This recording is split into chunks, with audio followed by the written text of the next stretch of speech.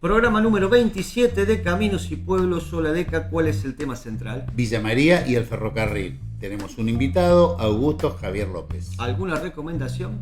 Para hoy, recorrido virtual por museos. Y las noticias del ayer. Diarios de Rosario del año 1890. Bienvenidos a Caminos y Pueblos. Hola Diego, ¿cómo te va? ¿Qué tal Deca? ¿Cómo estás? Muy contento por una semana más, con una nueva entrega de Caminos y Pueblos.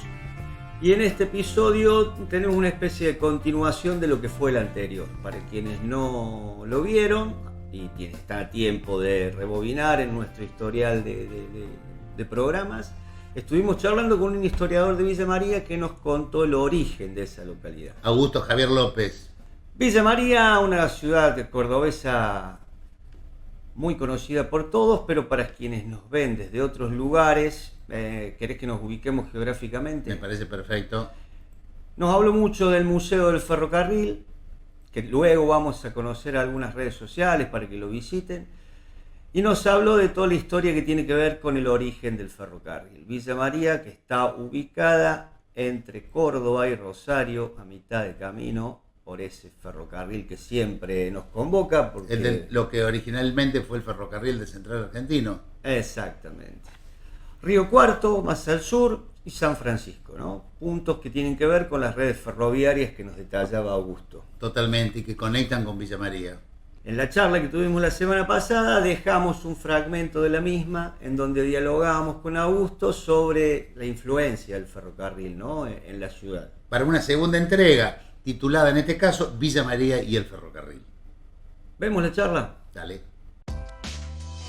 Estos ferrocarriles moldearon la ciudad en muchos sentidos, pero moldearon la ciudad en sentido estricto también. Es decir, Villa María tiene sectores que están moldeados, que están contorneados por ramales ferroviarios. Tenemos barrios ferroviarios en la ciudad. Y cuando decimos barrios ferroviarios, decimos barrios que surgieron a partir de instalaciones ferroviarias, como un asentamiento que después se volvió un barrio y quedó integrado a la ciudad, como por ejemplo sucede con el barrio Las Playas. Cuando la actividad ferroviaria se volvió muy intensa, la playa, ubicada en el centro de Villa María, debió reubicarse. Y a metros o a kilómetros de la ciudad se construyó una playa que en su momento fue considerada una de las playas más importantes de Sudamérica. Bueno, esa playa que se ubicó afuera de la ciudad para que la ciudad no se viera perjudicada por la actividad ferroviaria, que era muy intensa, terminó generando un barrio. ¿Y por qué terminó generando un barrio? Porque en el contorno de esas instalaciones ferroviarias se armó un asentamiento que no tenía vocación de ser un barrio villamariense, sino una urbe autónoma, pero que después quedó integrada a la planta urbana municipal. Ese es un modelo de barrio ferroviario. Después hay barrios que son ferroviarios porque están contorneados, como decíamos, por rieles, como por ejemplo el barrio La Calera, contorneado por el ferrocarril Mitre, como se denominó el ferrocarril Central Argentino a partir de estatización, y el ramal Villa María Río Cuarto, es decir, ferrocarril andino. Y otro modelo es el modelo en el que incluimos el barrio Almirante Brown, un barrio proyectado, el barrio Almirante Brown, por una empresa ferroviaria. El ferrocarril francés de Santa Fe se instaló afuera de la ciudad, afuera de la planta urbana, y para integrar el ferrocarril y la ciudad proyectó un barrio, proyectó un núcleo urbano entre la ciudad y el predio ferroviario. Ese núcleo urbano derivó en el actual barrio Almirante Brown. Son tres modelos de barrios ferroviarios. Las Playas, a partir de instalaciones ferroviarias; La Calera, barrio contorneado por rieles; y Almirante Brown, un barrio ya proyectado por una estación ferroviaria. Pero no solamente esto, derivaciones en otros ámbitos. La salud, el ornato, la recreación y el deporte son derivaciones de la instalación de estos 4 ferrocarriles. Por ejemplo, en 1886 se construye en Villa María una cancha conocida como Cancha Recreo, que fue un proyecto deportivo recreativo, y ese proyecto fue realizado, fue encabezado por el responsable de la estación ferroviaria del Ferrocarril Central Argentino en Villa María. Pero después clubes.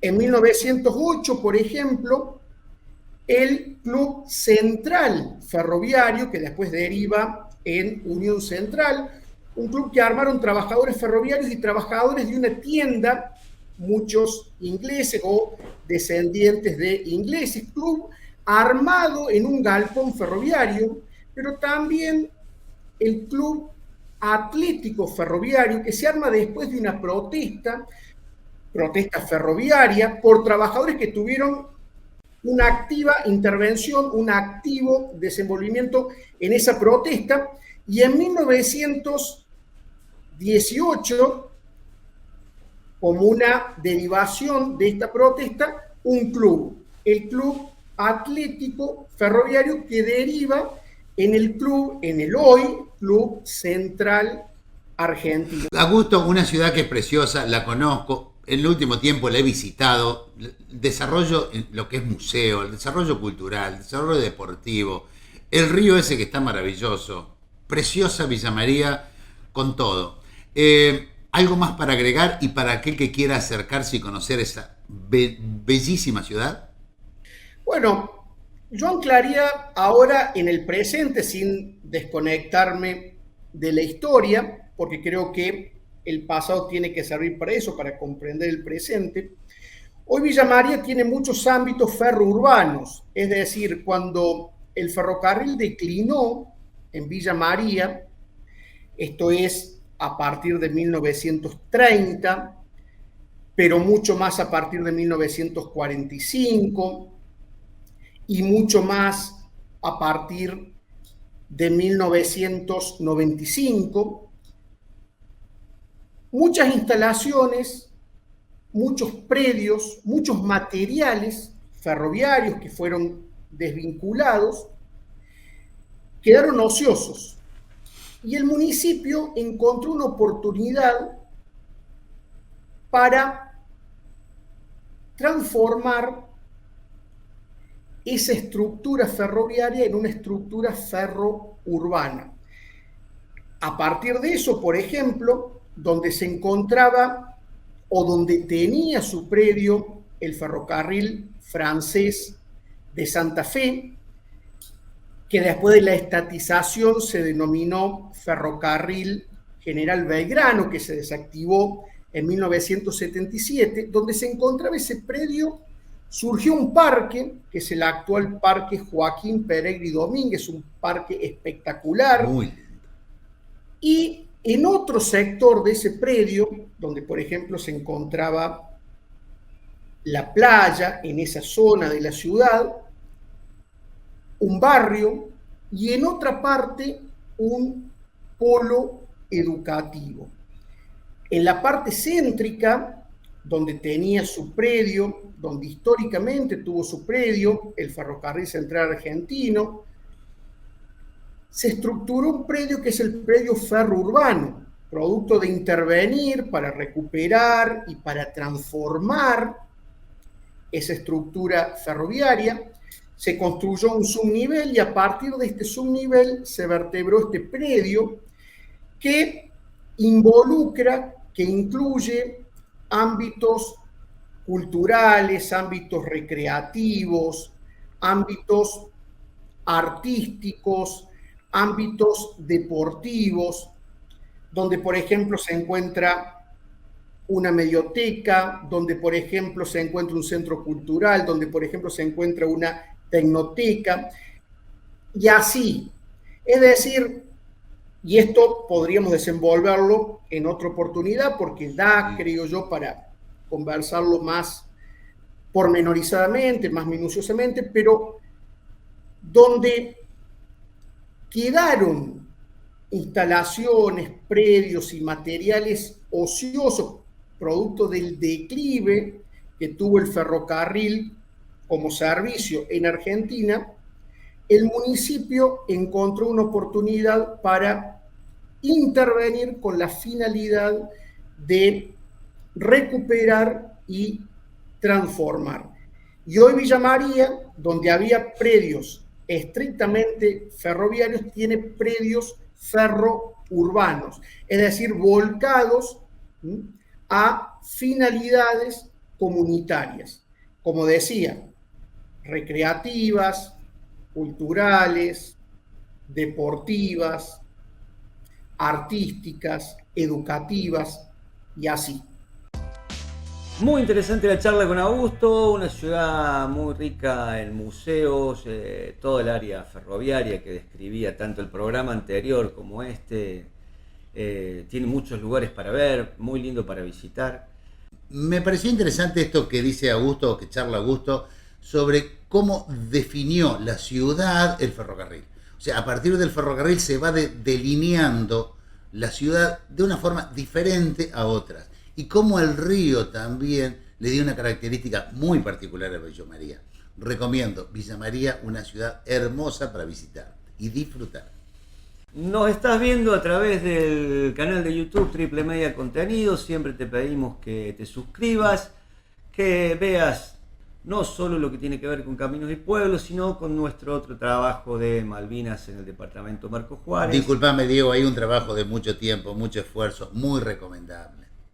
Y como siempre, este programa en cuestión tiene que ver con caminosypueblos.com.ar, el sitio en donde te contamos el origen de muchas localidades que tienen que ver con Córdoba y con Santa Fe. Y como decíamos al principio del programa, en nuestros títulos vamos a hacer algunas recomendaciones para que aquellos que participaron virtualmente de esta charla y estos programas puedan seguir dos museos en particulares que nos resultaron muy interesantes. El primero es el ferroviario, del cual tuvimos una descripción por parte de Augusto. Lo van a encontrar en Instagram como museoferroviario.bm. La verdad, un lugar que me sorprendió por lo lindo, por lo cómodo, por la cantidad de actividades y cómo incorpora a los niños y la educación en esto. Mira, como lo detalla también Augusto, es el punto de partida de Villa María. Es un recorrido, yo diría, obligatorio para todo aquel que visite Villa María y quiera conocer sus orígenes. Y el otro en cuestión es el Museo de Villa María, que tiene que ver con Malvinas, museo.malvinas.bm, un lugar que conocimos y que comentamos con la gente hace un tiempo atrás, cuando fuiste a participar de una charla. Fuimos, vos también estuviste, estuvimos participando en un conversatorio, ahí hay algunas de las imágenes, también muy interesante, nos trajimos mucho conocimiento de allá y una gran experiencia con los veteranos y con la gente del museo. Muy agradable todo, muy agradecido por todo. Quienes no hayan visto ese programa no tienen más que ir a nuestro canal de YouTube y buscar un poquito para atrás y se van a encontrar con ese y con otras cosas. La bibliografía estaba cubierta, por eso nos pareció pertinente recomendar estos dos lugares puntuales. Sí, seguir haciendo aportes fundamentalmente, ¿no? Que el programa no se agote solamente en la entrevista con la persona que conoce sobre el tema, sino siempre dar una yapa, como se decía antes. La yapa. Pero sí tenemos que cumplir con otra columna fija del programa que tiene que ver con las noticias del ayer. Que es la otra yapa. La otra yapa. Vamos. Muy generoso. Vamos. Diario El Municipio del 28 de septiembre de 1890. Hasenclever y compañía. Buenos Aires. Casa introductoria de artículos de ferretería. Únicos introductores del ferrocarril portátil Coppel, con vagones, locomotoras, etc. Arados Oliver, arados de manceras y sobre ruedas. Máquinas para labrar madera Kirchner. Instalación completa de luz eléctrica, fábricas de ladrillos, ingenios de azúcar, molinos, destilerías, cervecerías, etc. Máquinas a vapor y calderas, máquinas para la agricultura. La tecnología del momento. Sí, algunas cosas para aclarar, me parece. Esto de las casas que era muy característica de esos años. Las casas introductorias que traen fundamentalmente desde Europa y después van a empezar a venir desde Estados Unidos y que tienen sus sucursales, en este caso en Rosario, que es la más cercana a nuestra y la de mayor influencia para nosotros y para nuestra región. Obviamente que no estamos hablando para la época de un gobierno que esté pensando en un desarrollo industrial propio, ni mucho menos, pero sí podemos estar viendo para la época que empiezan a surgir las primeras industrias, fundamentalmente dedicadas a la herrería, dedicadas a la carpintería, a los carruajes. Por eso las máquinas sin fin, como están ahí, me pareció interesante traerlas. Marcas Kirchner, que a muchos les sonará. Vos sabés que yo soy carpintero y tenía una máquina de esa muy noble. Hasta la actualidad, hasta hace poco tiempo la estoy usando.